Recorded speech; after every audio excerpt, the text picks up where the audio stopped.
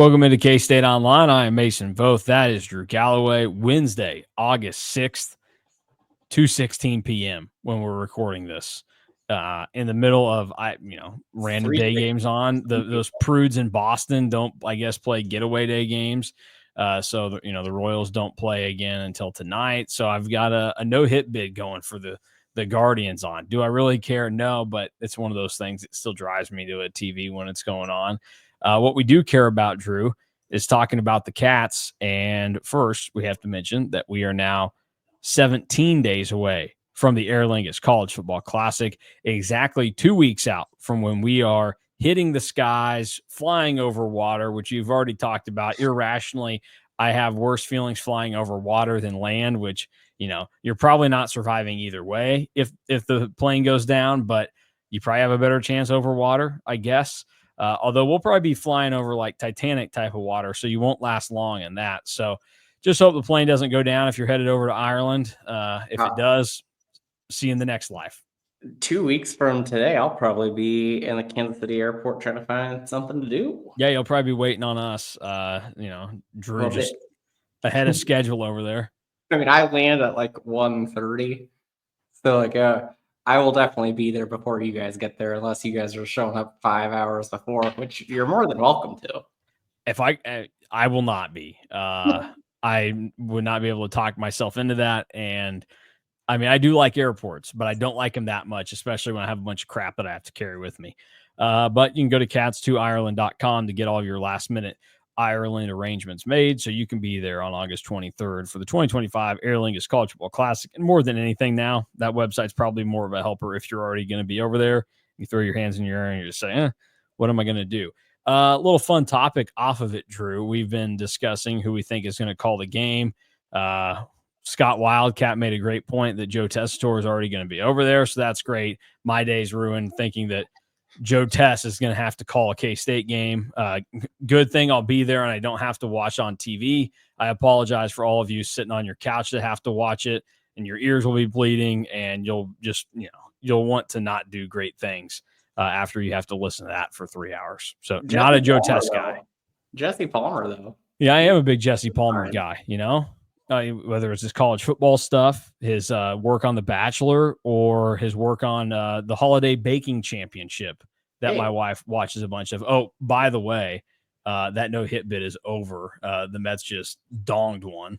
Oh, so yeah. Well, you mentioned, those three things to Jesse Palmer, but didn't mention his work on a college football video game. Oh, yeah. I mean, he's fine there. That would be grouped in with his college football work and everything. But yeah, I'm a big Jesse Palmer guy, so I'll at least have that going for everybody. Let's move on to actual K-State related topics today. We kind of wanted to clean up a few things that are floating around from fall camp. K-State's in the swing of that right now. Maybe the most notable yesterday that I think, first time in a long time that it feels like there is a legit position battle where you don't know what the outcome is going to be. It's at kicker, but I do think it's starting to come into focus. And I wrote in something that's going to be coming out sometime this week. My opinion would be, and I'm starting to feel stronger and stronger about it, that Luis Rodriguez is going to take the first kick, field goal or PAT, over in Ireland in 2 weeks. Yeah, I'm right there with you. It's the quote when you saw it without the context of video of just saying that Luis has been the most available one sounds odd. But then you really dive into the press conference and then it just makes a little bit more sense.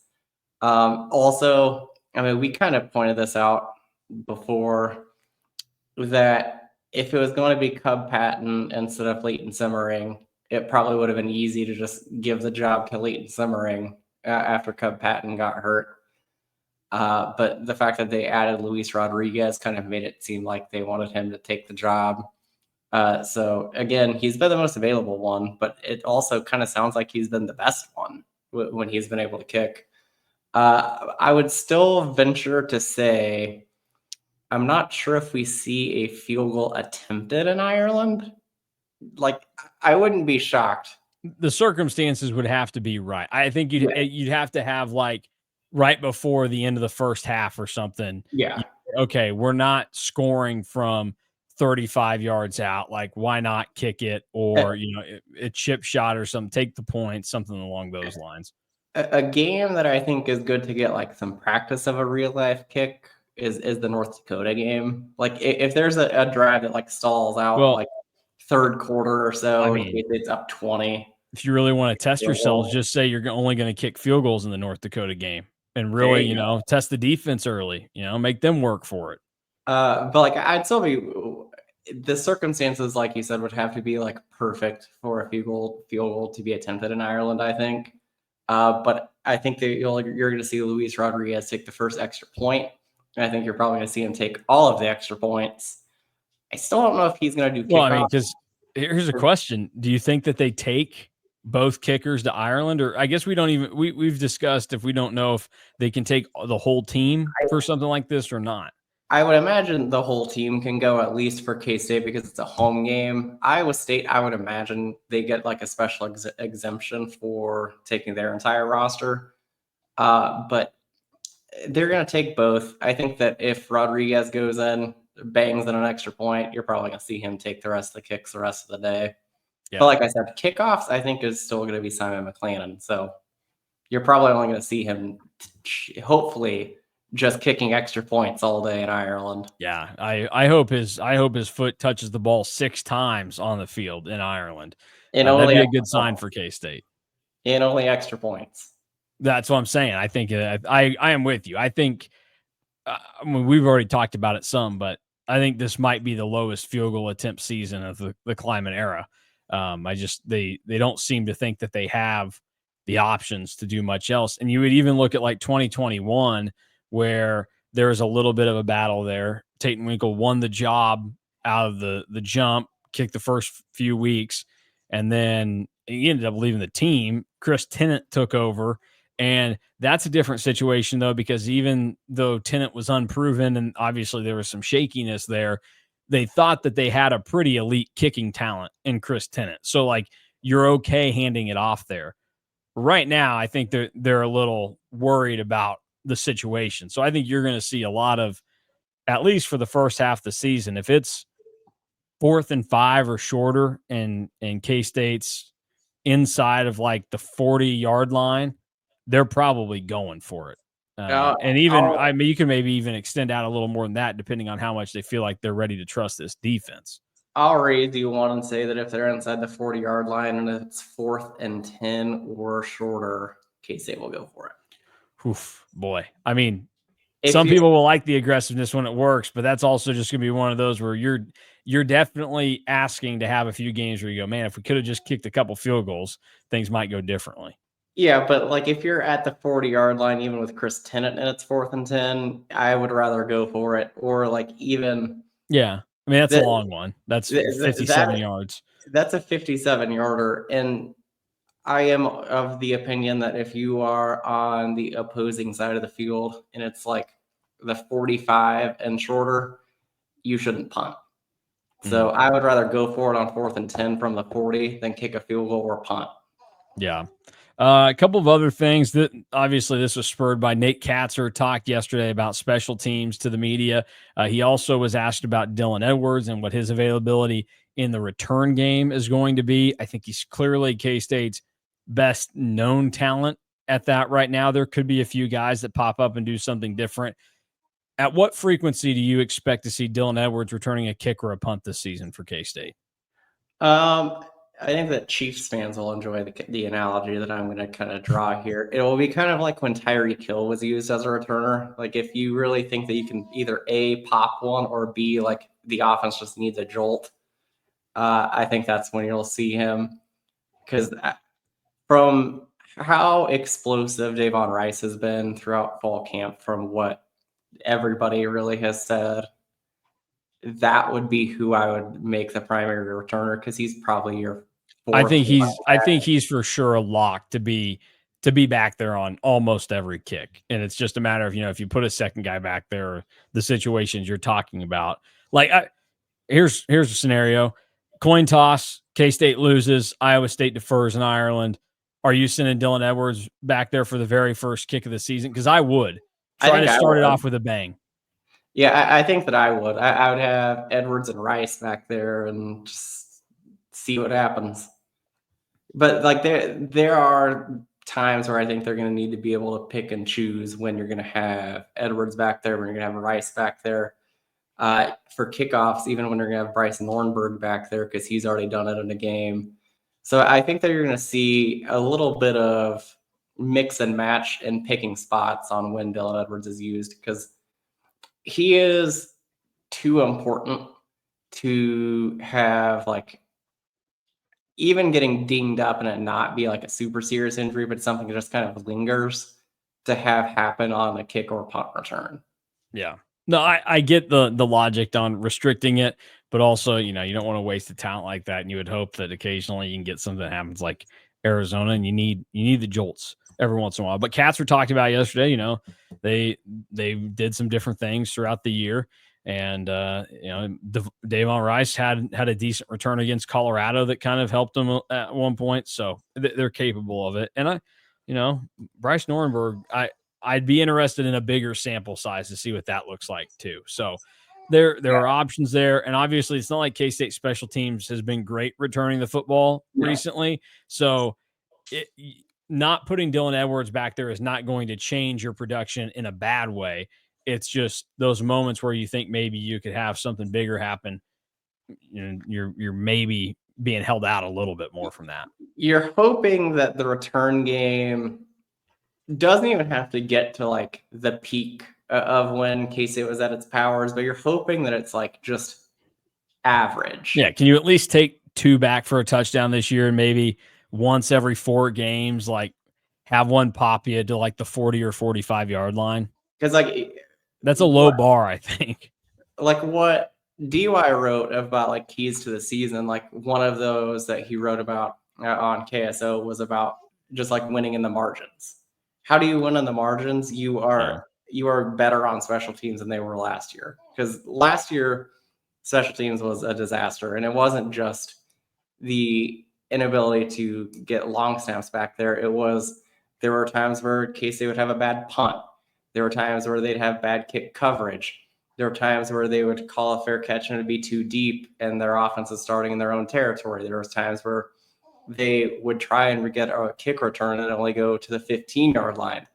There were just like little things last year that really got highlighted in the BYU game, especially, and even to the Houston game to some extent, that K-State was just getting murdered in field position every game because they couldn't get either a good punt or B, a good return.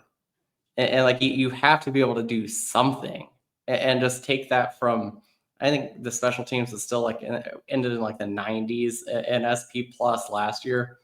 If they can get that to like 55 or 60, that could be the difference of winning a game down the line. Yeah. We'll be watching special teams all year because it's it's obviously important at K-State and it has not been very good recently. And I think honestly, even more concerning to me than the return game kind of falling short of expectations is it feels like you're more consistently getting beat in the margins by what other teams are able to accomplish on special teams, is that they are occasionally having some plays that pop on that side of the football. All right. Next step that I want to kind of get to in all this is that this should be encouraging news for a lot of K-State fans out there. And yeah, it could be lip service. This is the time of year in every sport, like preseason, start of the year. Everybody's always this time of the year. Yeah, everybody is the best they've ever been, all this other stuff. But I'm not even focusing on the physical traits here, but we have now heard within the last week praise for both Avery Johnson and Austin Romaine. To me, your most talented offensive and defensive players, respectively.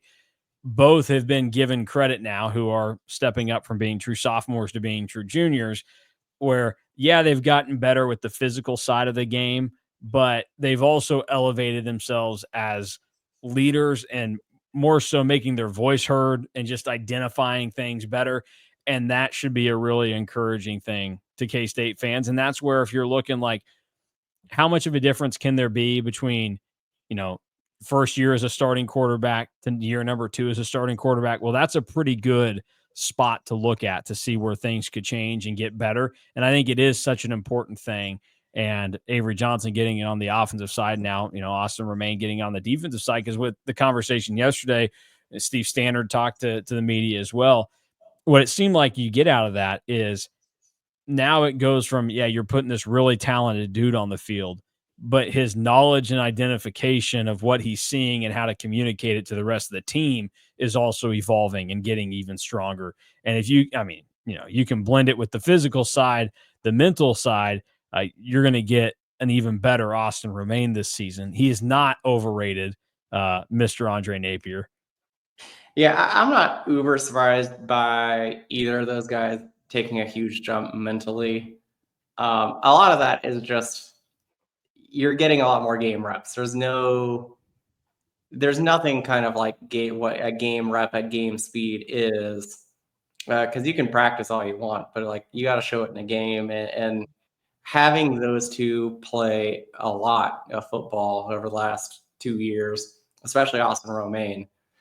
But Romaine was somebody that we probably should have known more that he was going to take a huge leap after what he did as a true freshman, because he was put in kind of an unfair spot to him because he wasn't really ready to see the field yet, but he had to start at the Mike linebacker towards the end of the season and played a lot. So it's not super surprising. And then just like it's not super surprising, but again, encouraging that you're hearing that these guys are taking a big step as leaders, because that's just part of it.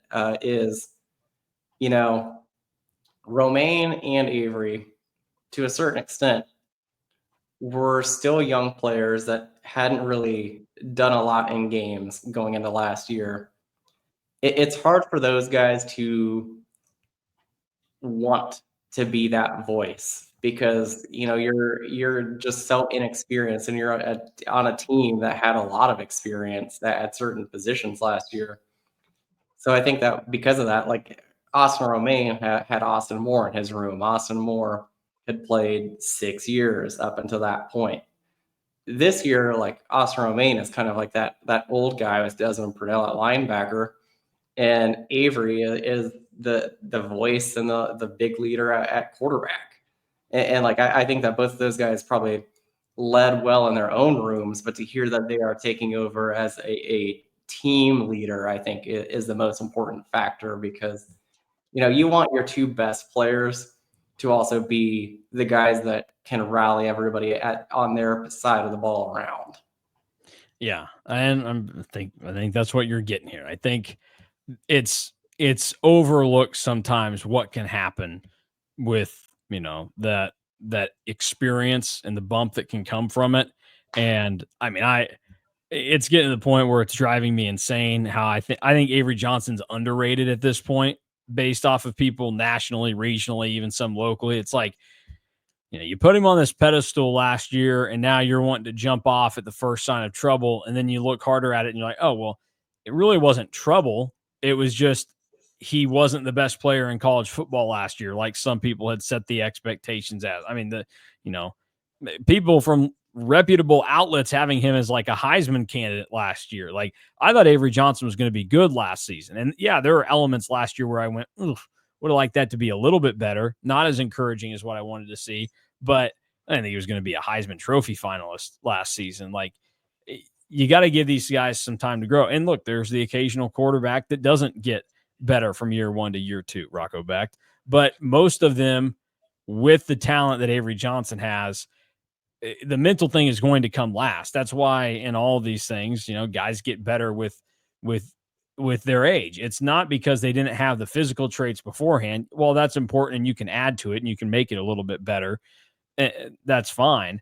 But more than anything, it's just you learn how to operate in this space and how to be better with it. Like, I have no doubt that I am better as a KSO employee getting ready to enter year 3 with you guys than I was year 1 in like that first football season. It's just because I have experience. I know how to work with you in DY better now. I know how to operate everything with what I need to do. Like, everybody has this where, yeah, everything that you can actually accomplish is still the same, but now you kind of know how to unlock it better.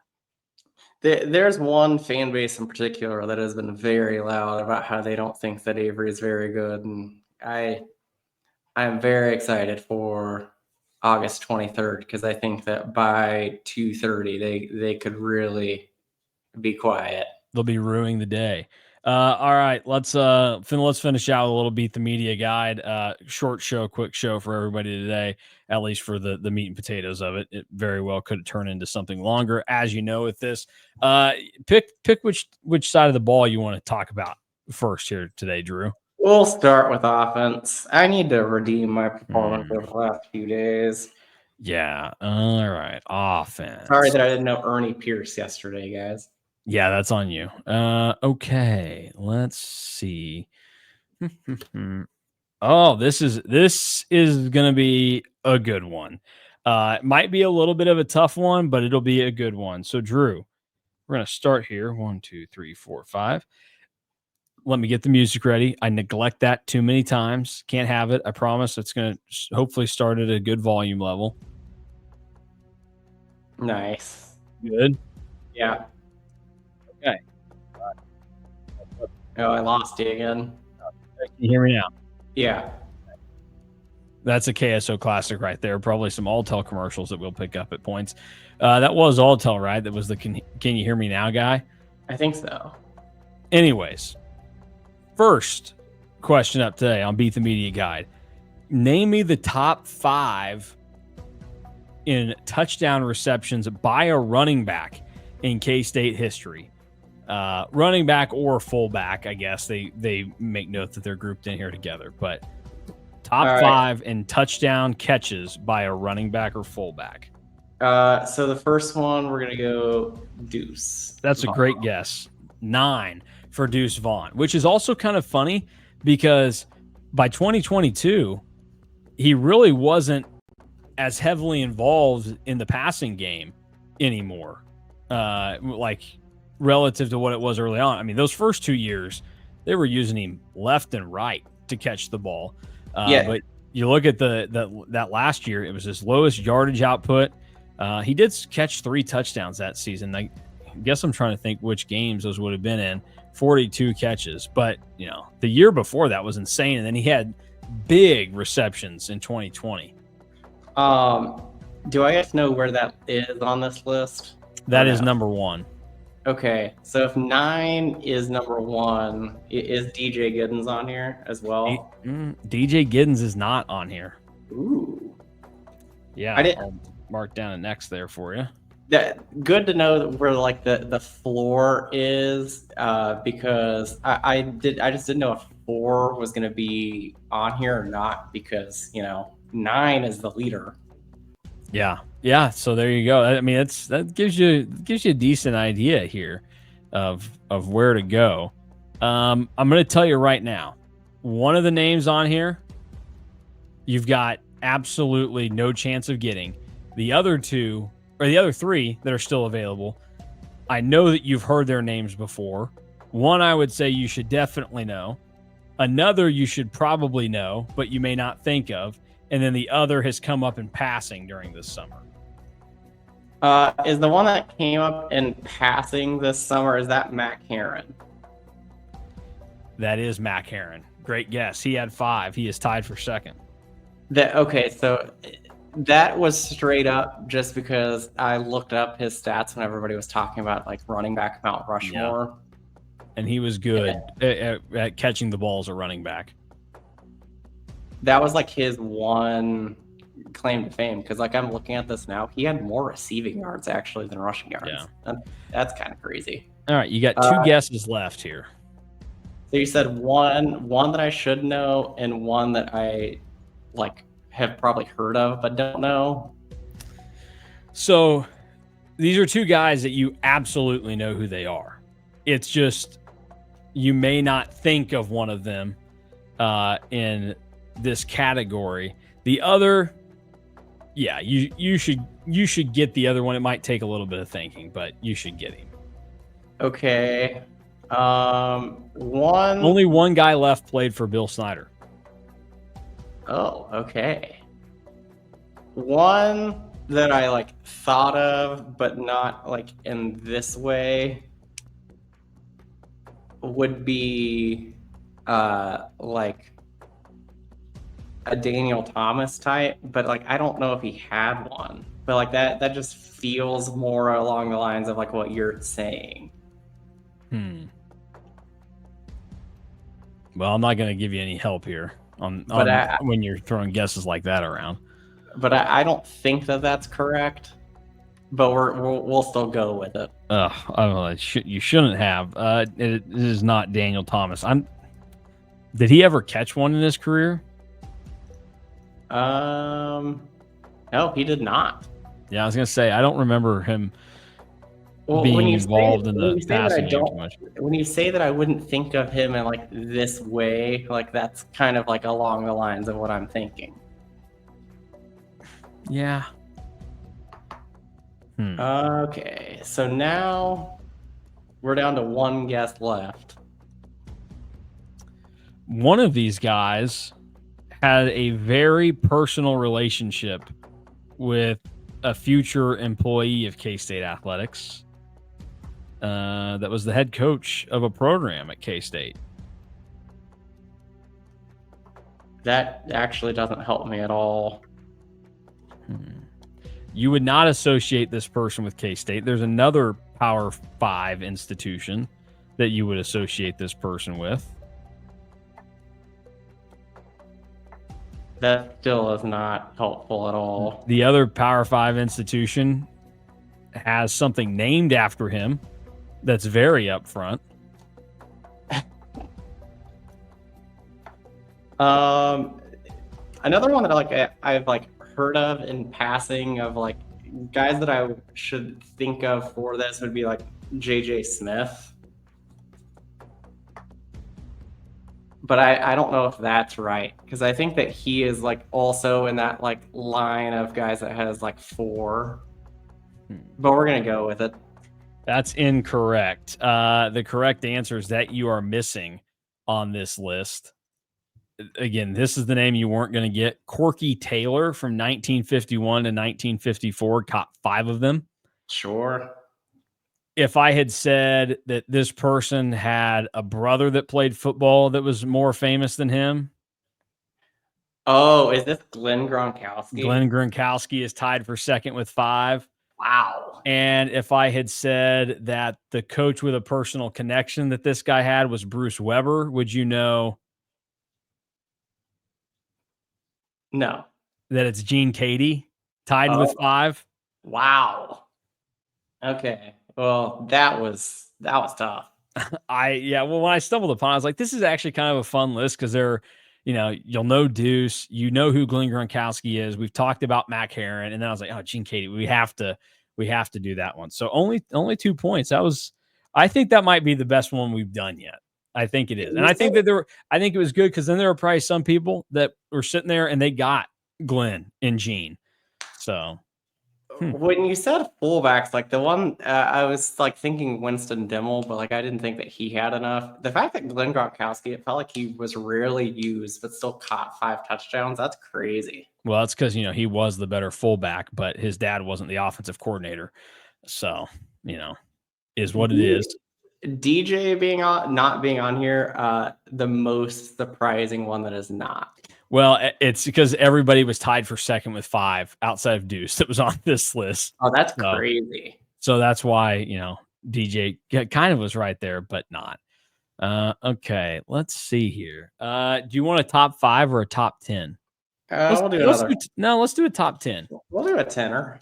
Yeah, this will be a fun one. Let me get my little circles you say down. That it's not actually fun. It's actually very hard. Yeah, well, hey, if you ever want to bust out the media guide one of these days and get after me, you can do it. I've got it ready for you. So dim the lights. Here we go.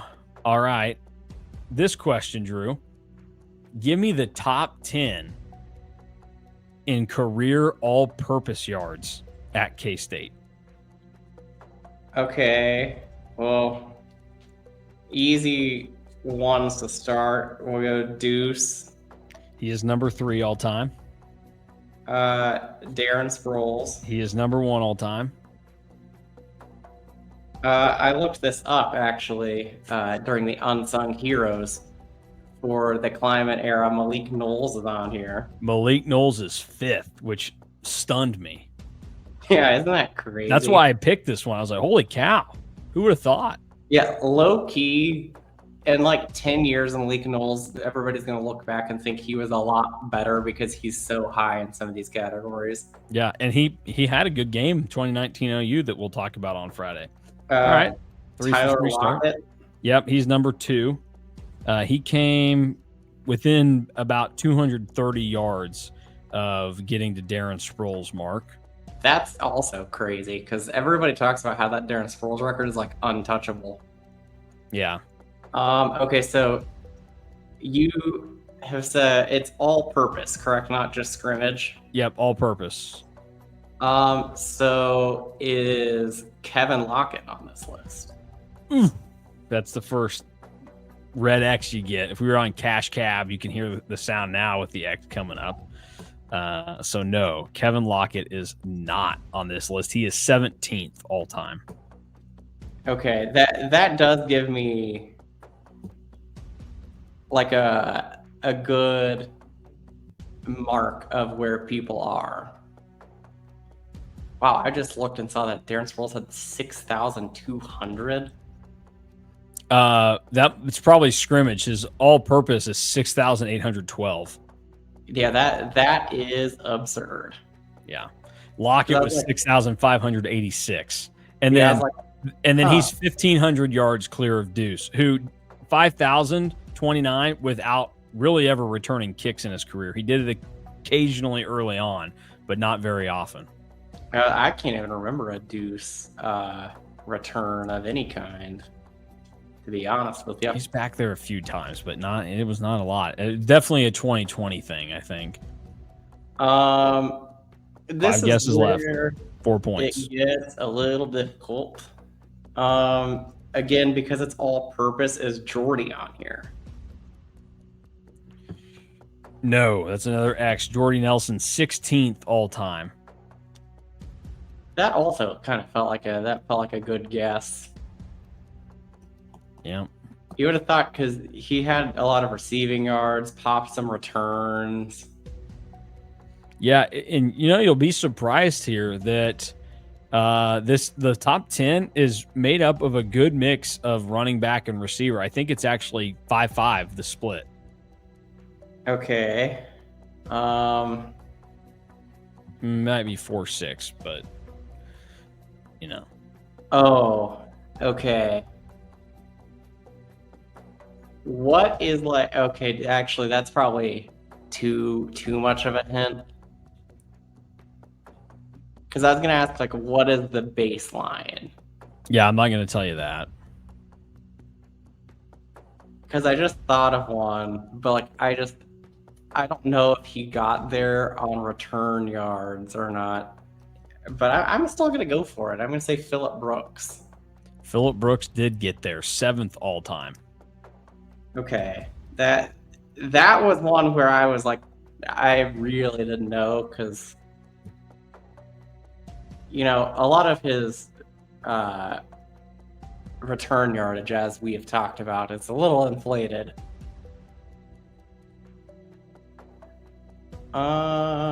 Yeah, I do want to have a conversation about that on Friday in KSO Classic. That 2019 OU game was also part of the reason that like I thought about saying him.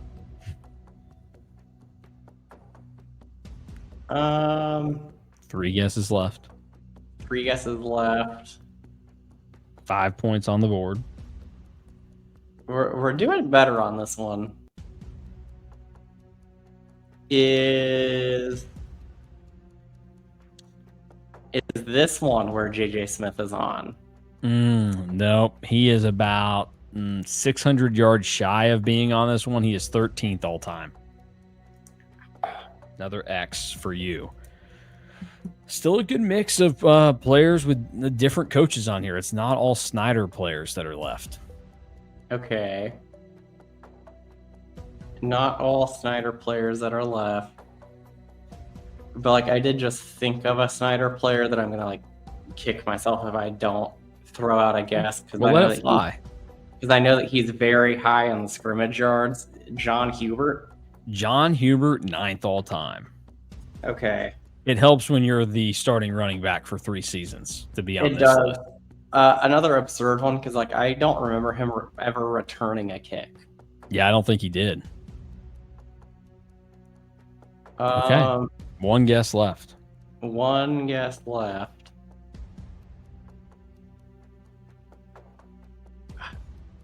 I have another one that like I want to say. Well, like, you better listen to your heart then.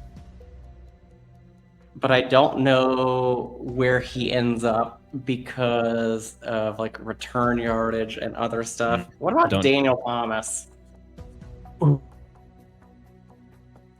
Number 11 all time, just missed out by 140 yards. So you end with 6 points this round. The guys that you were missing, some that you'll definitely kick yourself on. You guessed 2 Locketts. One was right, one was wrong. There was another on the list. Aaron Lockett is 4th all time. That's where return yards would come into play. Brandon Banks, 6th all time in just 2 seasons. That 2 seasons scared me off a lot more for Brandon Banks than Daniel Thomas. DJ Giddens, 8th all time. Yeah, no, that one that hurts. I should have. And I'm not going to say that you should have gotten it, but I'm a little surprised. Maybe you considered it. 10th all time is Andre Coleman. Oh yeah, I never considered Andre Coleman. Okay, all right. If you want for reference the rest of this list, most of these guys are receivers or running backs, but there are 2 quarterbacks that make the list. L. Roberson and Colin Klein of guys that hit at least 2,000 all-purpose yards in their career. 34 players did it in total at K-State. Charles Jones did it, believe it or not. He's on there at 33rd, higher than Josh Scobie, by the way. So for all of the Scobie stands out there, I don't want you coming at me when I leave him off of Mount Rushmore or something. Fine player. I get he defined your era, but was what he was. This was one where I probably could have gotten the top 10, but like I'm not like pissed at myself for the guesses that I made. No, you shouldn't be. You did fine. All right, let's do one more.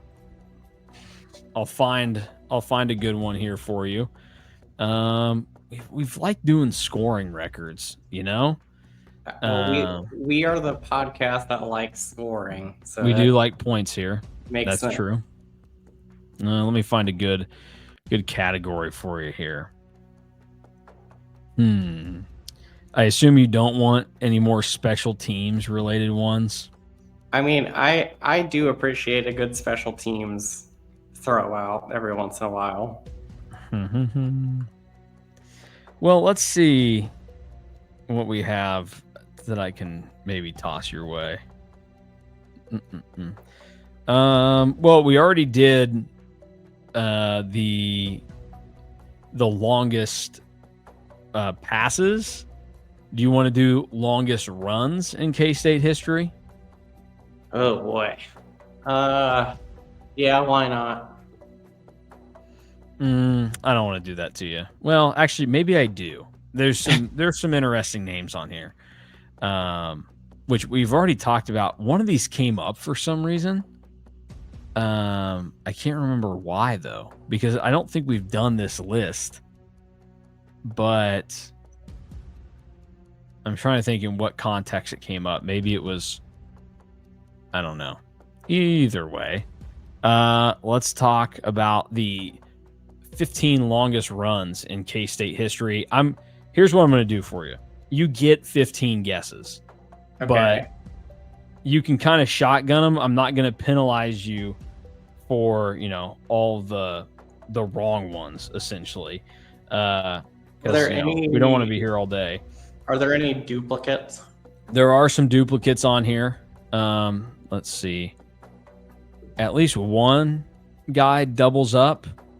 So what I'm basically telling you here is guess away. I'll just tell you when I'm done. I'm sick and tired of you getting things wrong. So maybe, once you hit like 5 incorrect guesses, I'll shut you down, no matter if you've guessed the first 5 incorrectly or whatever. So, all right, let's start. 15 longest runs in K-State football history. One of them is probably Deuce. Yeah, Deuce is on here a couple of times. Let me His make sure I know. His Sugar Bowl run is the longest in Sugar Bowl history. Is the only reason that I knew to guess this. Yep, that is 6th all time at K-State, 88 yards against Alabama. You also might remember that he started the second half at KU in 2021 with an 80-yard touchdown. So he is on here twice. So he's on here twice. So there's 14 spots left. Yes, 13 spots remain. I mean, you'd have to assume that Darren Sproles has done this at least once. He did do it at least once and only once, 80 yards at Colorado in 2002. Okay. Next up. Okay, are all of these result in a touchdown, correct? No. Will Howard. Will Howard, 80 yards at TCU in 2020. Yes. Not a touchdown. That's the one that we've talked about. And I'm trying to remember why we talked about it. Like, I genuinely cannot remember why we talked about it. But we did at least once this offseason. Yeah, we did. I don't know. I seriously, why did that come up? Somebody go back and find where we talked about it. I mean, it was when we were doing this, because I remember us talking about, like, I don't know. I'm confused on why it came up, because we didn't do this list. I know that based off some of the names that I see on here. So no, we definitely did not do this list, but we did talk about it at some point. Yeah. Let me see here if I can find anything that jogs the memory on why it came up at any other point. Actually, nope. I don't know. No idea why it was a thing that we discussed. I'm going to say I remember John Huber breaking up a long one at Texas Tech. That might be on here. Hang on, let me get back to the page that I need to be on. Yes, John Hubert is on this list. That play that you're making up in your brain did not happen. He's on here because he has the second longest run in K-State football history. He took it 95 yards for a touchdown in the home opener against Missouri State in 2012. Oh, I remember that play too. But the play that I'm talking about definitely happened. So you have, let's see, that would, well, you already guessed. I guess I need to give you credit for, yeah, you're good. You got 5 of the answers on this list so far. I'm trying to think back. I think during the 2002 Holiday Bowl broadcast, they talked about how L had like a 90-ish yard run or maybe an 80-yard run. So I'm going to say L. That's a great recall. November 16th, 2002, L. Roberson, 91 yards for a touchdown against Nebraska. Okay, I'm glad that I'm not going crazy, because now I'm like really thinking about if I made up that Texas Tech play. Another one, like a sneaky one that I'm thinking about, is another quarterback. Did Michael Bishop pull off a long one? He did not. Michael Bishop did not pull off a long one. So, first wrong guess by Drew. You have 4 guesses remaining if they were to be wrong. But there are still, let's see, 9 slots left on here for you to try and get. Okay. Now we got to go back and think a little. That Will Howard one still cracks me up, and I still am trying to rack my brain about why we talked about it. Yeah, I don't know why we did either.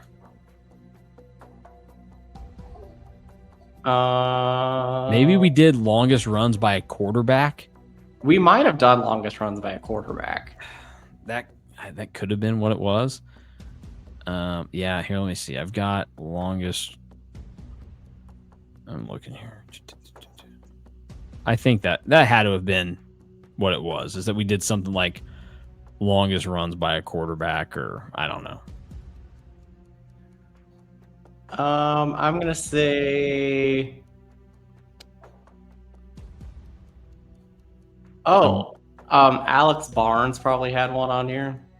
It's a great guess. Alex Barnes just cracks the top 15. He's tied for 13th, 75 yards in 2017 against Oklahoma. Oh, well, thanks for rattling that loose, because that means that Malik Knowles for the South Dakota game is also on here. Yeah, and you might be forgetting that Malik Knowles has another 75-yard touchdown run in 2020 against Baylor. So 2 for Malik Knowles, surprisingly. This is where it gets a little bit hazy and gross, I think. You're still missing number 1 all time, number 3 all time, number 5, number 7, number 10, number 12. Charles Jones is kind of a big play merchant, not on here. That's wrong. No Chuck Jones. That's a killer. I thought that could be a possibility. Well, Mr. All-Purpose. What about another quarterback that I just thought of? What about Jesse Ertz? Nope, not Jesse Ertz. Have I heard of any of these guys that are left? Yes. One of them, you absolutely know who he is. Let's see. Another one I think you've definitely heard of, that some of the young olds, so those that are like probably like 45 right now, would talk about. The young olds. Yeah, the people that don't want to accept that they're becoming old, Like when I get to that age, it's like, no, but even now I have things where I go, boy, I was clueless at this MLB trade deadline this year, and that's not a good sign for me. Okay, I was kicking myself a little bit for not picking Brandon Banks last time for the all-purpose yards, because I remember him getting handoffs and jet sweeps and stuff. Did he have a long run? That's a great guess. 93 yards for a touchdown at Missouri in 2008. That's 3rd all time. Is that the one that I should definitely know? That's the one you should definitely know. Okay. One more on this list that I think you've heard of and you should know, and then the others, I just doubt it. Okay. Another explosive runner. I'm trying to think of who you think is the young olds answer. Well, you got to think about what time frame that would put people in. You were alive when this guy played, but I bet you don't specifically remember anything about him. I'll tell you this much, though.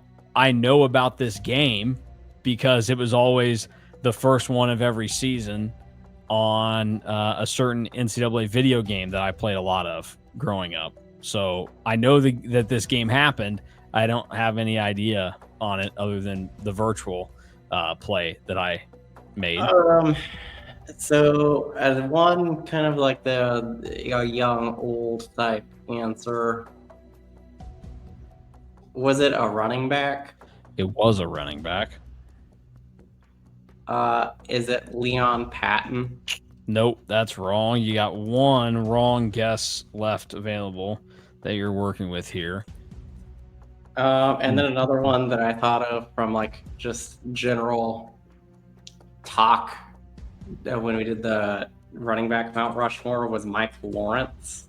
Nope, that's wrong. That is going to stop your clock.